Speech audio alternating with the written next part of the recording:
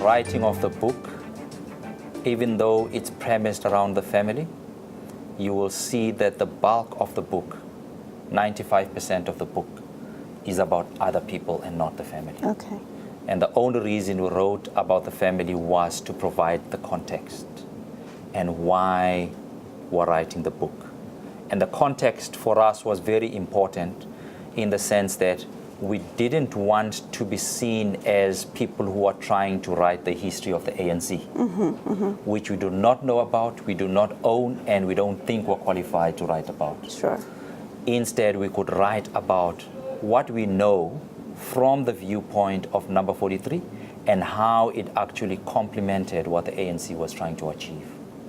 So if you think about highs and lows, that you can describe as the low in an organization? One of the biggest lows for us and the organization is what I define in the book as the biggest defection in the history of the ANC, where somebody who was probably third or fourth in command from the president of the ANC of the time, O.R. Tambo, defected to the other side, became an Askari, came back to Swaziland and wreaked havoc.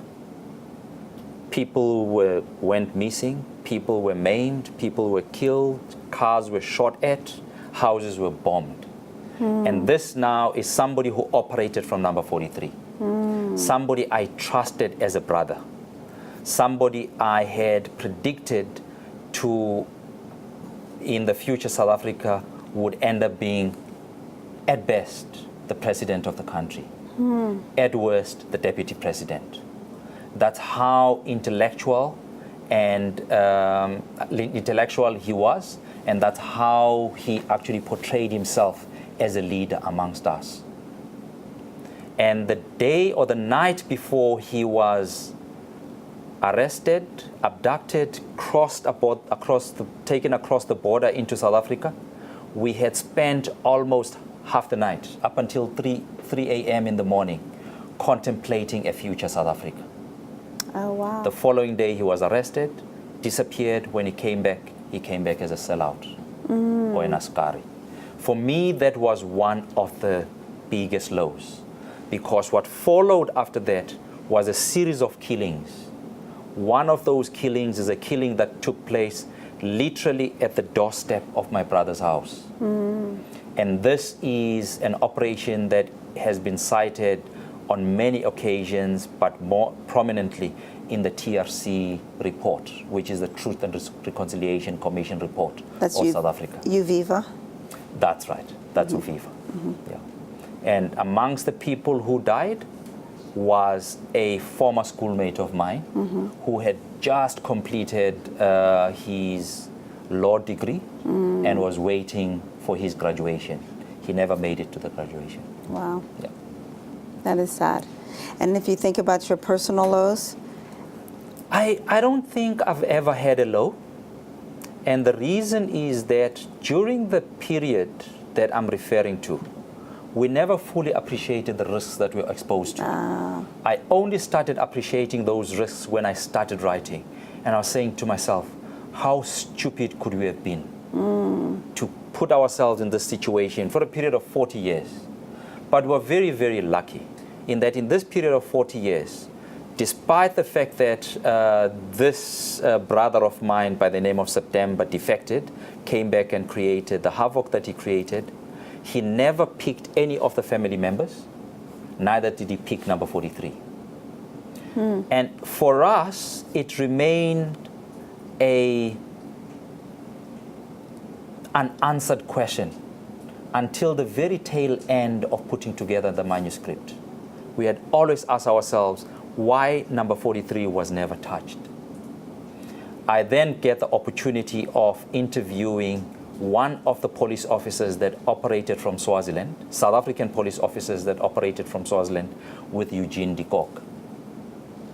And in my interview with him, I had only one question for him. Why? And the question was, why number 43 was never touched? And he gave a very simple answer. And he said, during their operations, they had one fundamental principle. And the principle was, they will never, ever touch a house that harbors people that work for them. For me, that was the end of the interview.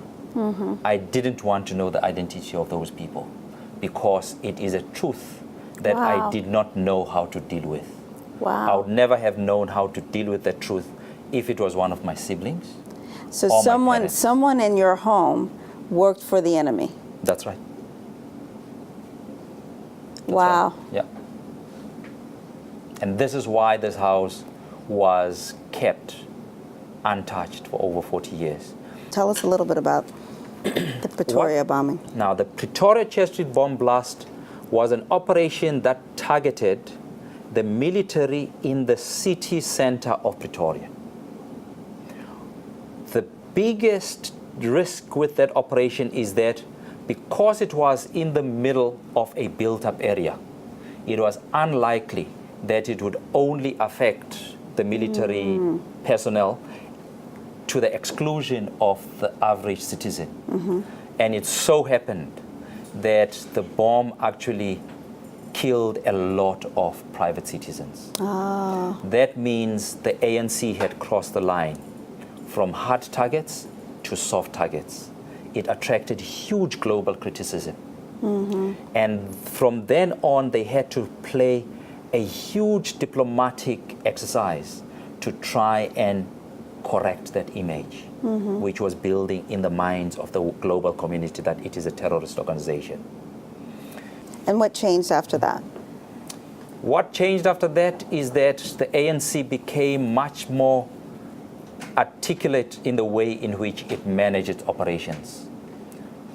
I can't remember of an operation that resulted in the loss of human life from the average part of society.